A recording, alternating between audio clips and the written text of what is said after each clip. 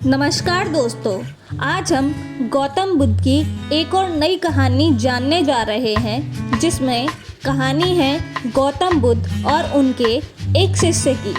तो दोस्तों, आइए कहानी को जानते हैं। उससे पहले कृपया चैनल को सब्सक्राइब और वीडियो को लाइक कर लें। गौतम बुद्ध के मठ का यह नियम था कि उनका कोई शिष्य जब भी कभी बुद्धित्व को प्राप्त कर लेता था, तब उसे कहा जाता था कि एक दिशा में वह चले जाए और आसपास के जो भी लोग हैं उनका ज्ञान वर्धन करे, उनकी जो आत्मा और चेतना है उसे जागृत करने का प्रयास करे और उनको सद्मार्ग पर ले आना है।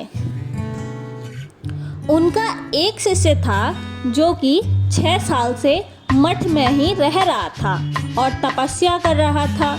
एक दिन वह परेशान हुआ और सोचने लगा कि मेरे गुरुदेव ने मुझे आदेश क्यों नहीं दिया। इसी बात पर नाराज होकर वह गौतम बुद्ध के पास चला गया और कहने लगा, मेरी तपस्या में ऐसी क्या कमी रह गई? क्या मैंने ज्ञान अर्जित नहीं किया और अब तक आपने मुझे आदेश नहीं दिया कि जाकर किसी दूसरी जगह पर अपना ज्ञान बांटो? और क्या मैंने बुद्धित्व प्राप्त नहीं किया? तभी गौतम बुद्ध ने अपने उस शिष्य से कहा, सुनो, तुम्हें थोड़ा और समय लगेगा, यही समय बिताओ। यह बात सुनकर वह शिष्य चिढ़ गया और कहने लगा कि गुरुदेव, आपके ज्ञान में कमी रह गई और आप मुझे ज्ञान नहीं दे पा रहे हैं। गौतम बुद्ध को लगा कि ये समझेगा नहीं और कहा, ठीक है, कल सुबह पूर्व दिशा में एक गांव है, वहां जाना और वहां से भिक्षा लेकर आना और अपना पूरा दिन वहीं बिताना और कोशिश करना कि वहां के लोगों को थोड़ा सा ज्ञान बांटना और आकर मुझे बताना कि तुम्हें कैसा अनुभव हो रहा है। यह सुनकर वह शिष्य बड़ा खुश हुआ और उसको लगा कि अब तो बात बन गई, अब मुझे आदेश मिल गया। और वह दूसरे दिन सुबह पूर्व दिशा की ओर उस गांव में चला गया और शाम में जब वापस लौट आया तो हाथ में पट्टी बंधी थी और हाथ पैरों पर चोट के निशान थे।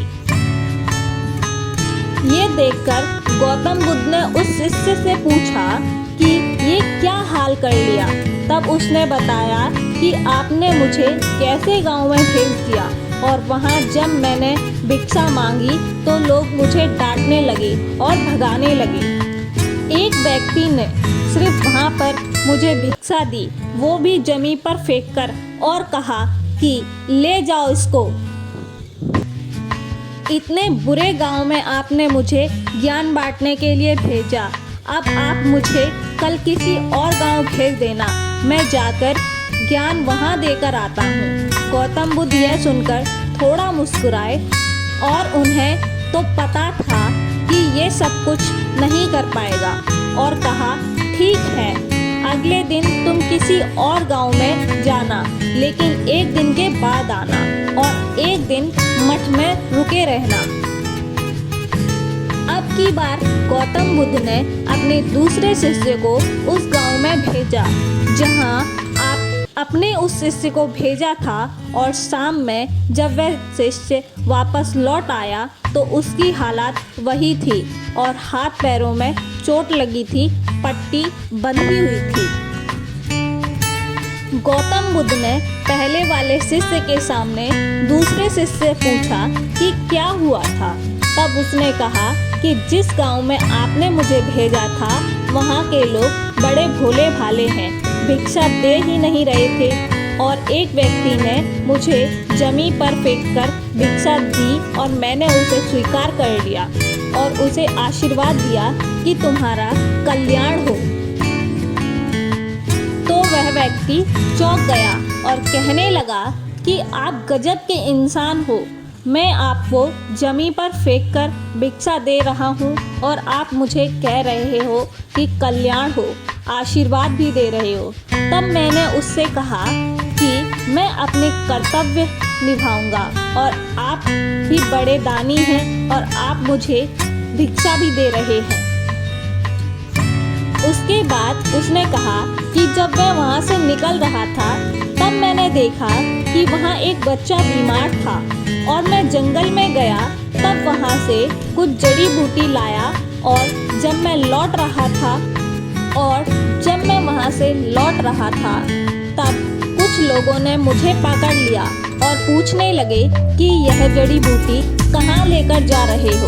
तब मैंने उनसे निवेदन किया कि मुझे छोड़ दो, एक बच्चा बीमार है, उस छोटे बच्चे को इन जड़ी बूटियों की आवश्यकता है, कृपया मुझे उसकी मदद करने दें।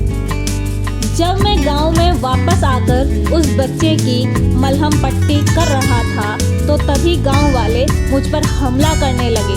तब उस दानी व्यक्ति ने, जिसने मुझे जमीन पर फेंककर भिक्षा दी, उसने गांव वालों को रोका और कहा कि यह ठीक व्यक्ति है और इसे अपना कार्य करने दो।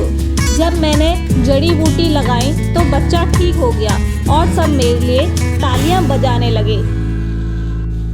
सभी गांव वाले कहने लगे कि कल फिर आइएगा, गुरुदेव मुझे कल फिर उस गांव में ही भेजिएगा, क्योंकि वहाँ बड़े ही भोले भाले लोग हैं, समझते नहीं हैं, बस प्यार बहुत है।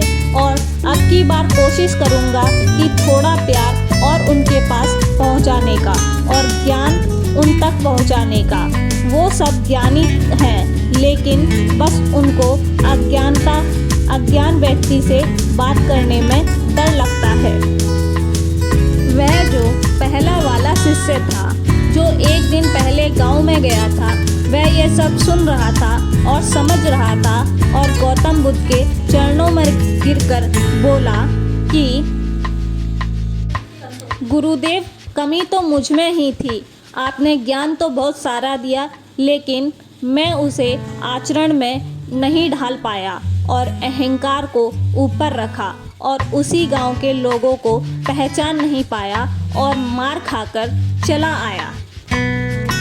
और मार तो इन्होंने भी खाई, लेकिन इनका अहंकार मिट चुका है और ये समझ चुके हैं कि वह लोग भोले भाले हैं और हमें उनसे अलग तरीके से व्यवहार करना होगा और ज्ञान को आचरण में ढालकर उन लोगों तक पहुंचाना होगा।